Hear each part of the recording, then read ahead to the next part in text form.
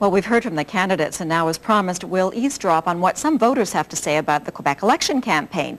At Montreal radio station CIQC, the phones have been ringing off the hook. There's a lot at stake in this election: the economy, jobs, and of course sovereignty. One of the wild cards is how English-speaking Quebecers would react to a PQ victory. And it's a topic which starts off this edition of Talk Radio. Let's go to the phones. Good morning. Morning, Steve. How are you? Not too bad. Good. What's on your mind? Okay, I guess politics, as usual. Okay. And, yeah, if the PQ would get in, I would consider moving out of here. I've had enough. Enough of what? Enough of all this BS. Even my kids that are bilingual and are in this province, right, and have lived all their lives here, right, are still, both of them, thinking about getting out of here. There was, as many people know, a certain exodus, quote unquote, and the fear is that there'll be another one. And that's what I get a lot of. Do you agree with what seems to be Daniel Johnson's early campaign style? He seems to be making this into a combination referendum and re-election campaign. I noticed that. He's trying to do that. He's trying to scare people. And those that really want to separate, I don't have a problem with them. I really don't. If that's the way they want to vote, go ahead and vote. Right. My problem is there are many people right now that are pissed off, or sorry. It's okay, go ahead. Go ahead. Mad at the Liberals.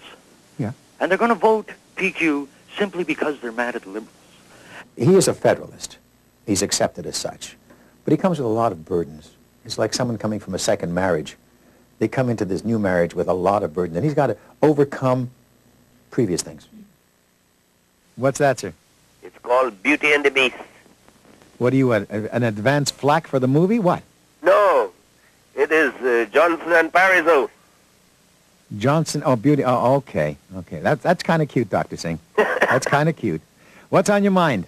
Well, listen, actually, on that theme about beast, actually the separatist government, Steve, separatist movement, Party. trying, Separatist party.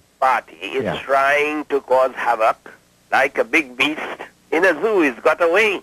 Definitely he's the enemy, because it's quite obvious. If he gets his way, there is not that much room, despite what he says, for us in the broader sense of being citizens here. There are a lot of French people out there that don't want to separate. Oh, you betcha. And somehow he's got to get through to those people and let them realize that if they vote for Parizeau, they are going to be the next day starting on the road to independence. When you talk to a lot of French Canadians, they'll say, hey, we don't want to separate. We'll get this lousy government out of here. We want a new government. So in a lot of their minds, that's what this is. But Anglos say, no, it's very definitive.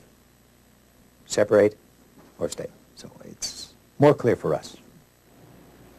And on our next installment of Talk Radio, we'll listen in on Quebec's Francophone callers. Now, before we leave you, a few things to watch out for tomorrow on Canada AM. Slam dunking the hoopla. Two experts take aim at the World Basketball Championship. And on CTV News,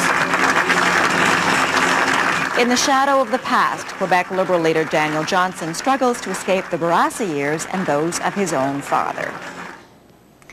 Lloyd Robertson will be here tomorrow. I'm Sandie Rinaldo. Thank you for joining us this weekend, and for all of us here at CTV News, good night. I'll see you next Saturday.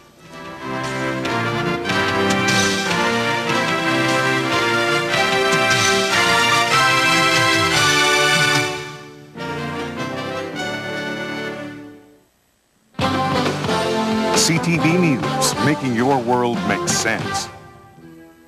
Roseanne, Tuesday on most CTV stations.